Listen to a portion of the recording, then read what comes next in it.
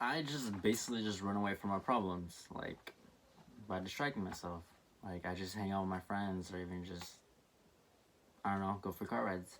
But it could be good and bad. For some people, they'd be like, "Oh, like that's a bad coping skill because you're just running away from your problems." And yeah, that's kind of an issue. But I personally think it's just helpful for me because I just don't want to be like how I used to be, like constantly thinking and like, those thoughts and like just being miserable. Like right now, yeah, like I can. It's manageable. I can handle it, kind of.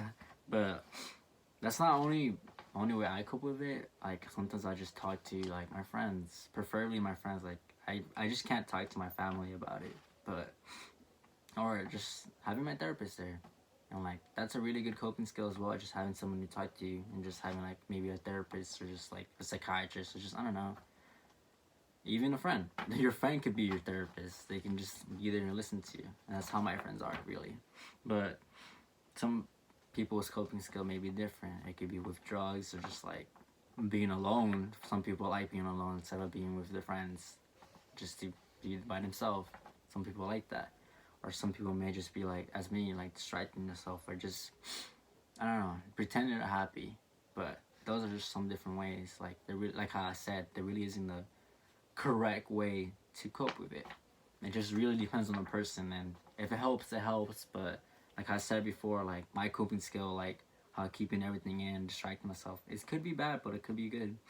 Cause like to the point that you can only handle so much that like it like balls up like so much to the point that I personally sometimes break down and just be sad just for a whole day, literally just crying all the time, just thinking those thoughts that of course I don't want to say, but yeah.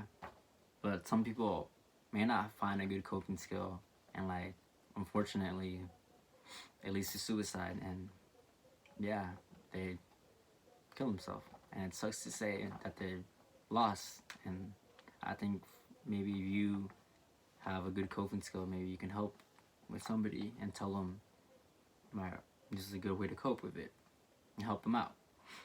But those are just a few examples of some way you can cope with it and just coping skills in general. So yeah.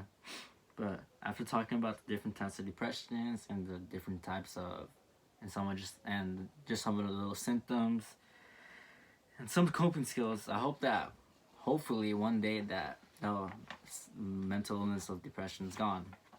Like depression, like I said, is a very serious mental illness and it really needs to be taken seriously. But hopefully with some help and some information that you might learn today, you could hopefully help somebody in need. And unfortunately, they might be losing the battle and just need somebody there for them to feel loved and welcome. That they really are important. But I really, like I said a lot in this video, I really do encourage you to do more research on it, because depression is really interesting, but it sucks. But I feel like the more you know, the more you can help somebody out and just be there for them, and hopefully you can help somebody who is losing the battle and is thinking about that suicide. And with that, um, I just hopefully one day you may be able to help somebody, like I said before, and just be there, the good person you are, and just help somebody who needs it. Just help somebody that is in need.